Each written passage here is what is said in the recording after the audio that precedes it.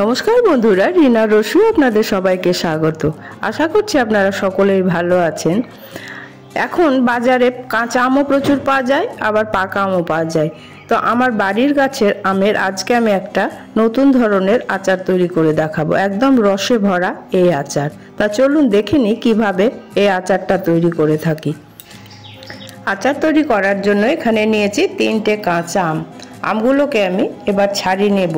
আমগুলোর আঁটি শক্ত হয়ে গেছে, তাই আমি এটা বটিতে করে ছাড়িয়ে নিয়েছি। দেখুন আমগুলো ছাড়ানো হয়ে গেছে। এবার একটা ছুরির সাহায্যে আমি এটার কাট করে নেব।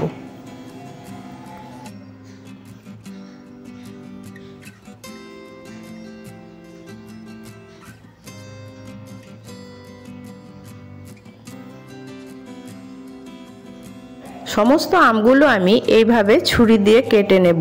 এইভাবে কেটে নিলে চিনির রসটা আমের ভেতরে সুন্দরভাবে ঢুকে যায়, একদম রসে টইটুম্বুর হয়ে যায়। এখানে নিয়েছি 1 বাটি চিনি, আর অল্প একটুখানি হলুদ গুঁড়ো, 1/2 চামচ লবণ, আর নিয়েছি কালারের জন্য কাশ্মীরি লাল লঙ্কার গুঁড়ো।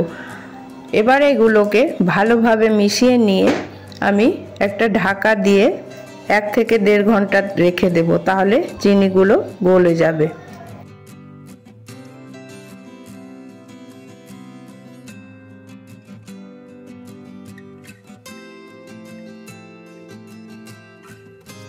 ভালোভাবে আমগুলো মেখে নিয়েছি, এবার একটা ঢাকা দিয়ে দিচ্ছি, 1.5 ঘন্টা রেখে দেব।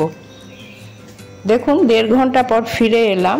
আমগুলোর চিনি অনেকটাই গলে গেছে, যেহেতু চিনিগুলো মোটা দানার তাই হয়তো পুরোটা গলেনি।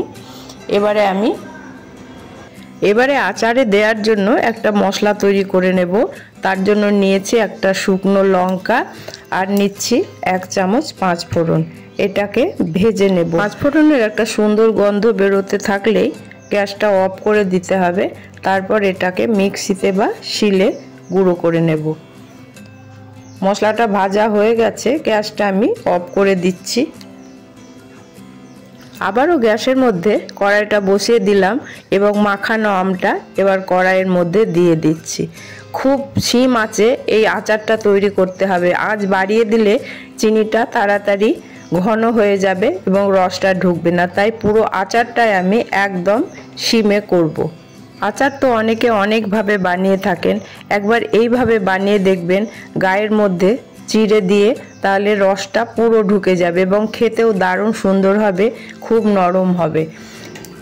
আমটাকে ভালোভাবে নাড়াচাড়া করার পর এবারে আমি একটা ঢাকা চাপা দিয়ে দিচ্ছি। ঢাকা চাপা দিয়ে আমি 5 থেকে 7 মিনিট রান্না হতে দেব, তারপরে আবার খুলে দেখব। দেখুন খুলে দেখছি চিনিটা একেবারেই গলে গেছে, আমগুলো প্রায় অর্ধেকটা সেদ্ধ হয়ে গেছে। আবারও একটু নাড়াচাড়া করে আমি এর মধ্যে ঢাকা দিয়ে দেব। আবারও ঢাকা দিয়ে 5-7 মিনিট এটাকে রান্না হতে দেব, তাহলে আমগুলো নরম হবে আর চিনির রসটাও ঢুকে যাবে। ঢাকাটা খুলে নিয়েছি, আমগুলো সেদ্ধ হয়ে গেছে, চিনির রসটাও ঢুকে গেছে। এবারে আমি যে মশলাটা বানিয়ে রেখেছিলাম সেই মশলাটা দিয়ে দেব। মশলাটা আমি খুব চূর্ণ করিনি, একটু দানা দানা আছে, এই অবস্থায় মশলাটা দিয়ে দিচ্ছি। তারপরে আবারও এর সাথে মিশিয়ে নেব। দেখুন তৈরি হয়ে গেল আমার দারুণ স্বাদের আচার, জিভে জল আনা একটা রেসিপি। আমার ফেসবুক পেজটা যারা ফলো করছেন তারা অবশ্যই একটা লাইক, কমেন্ট ও শেয়ার করে দেবেন। রেসিপিটি আপনাদের কেমন লাগলো অবশ্যই জানাবেন। ভালো লাগলে বাড়িতে একবার বানিয়ে দেখবেন, আর যদি ভালো লেগে থাকে তাহলে একটা লাইক, কমেন্ট অনেক বেশি বেশি করে শেয়ার করে দেবেন। আমার চ্যানেলটিকে যারা সাবস্ক্রাইব করেছেন তাদেরকে অসংখ্য অসংখ্য ধন্যবাদ। আর আমার চ্যানেলে যারা নতুন তাদের কাছে অনুরোধ, আমার এই ছোট্ট চ্যানেলটিকে সাবস্ক্রাইব করে আমার পাশে থাকার জন্য অনুরোধ জানাচ্ছি। পাশে থাকা বেল আইকনটা অবশ্যই অন করে রাখবেন। আমি যেসব নিত্য নতুন রান্না করব তার নোটিফিকেশন সবার আগে আপনার কাছে পৌঁছে দেওয়ার জন্য।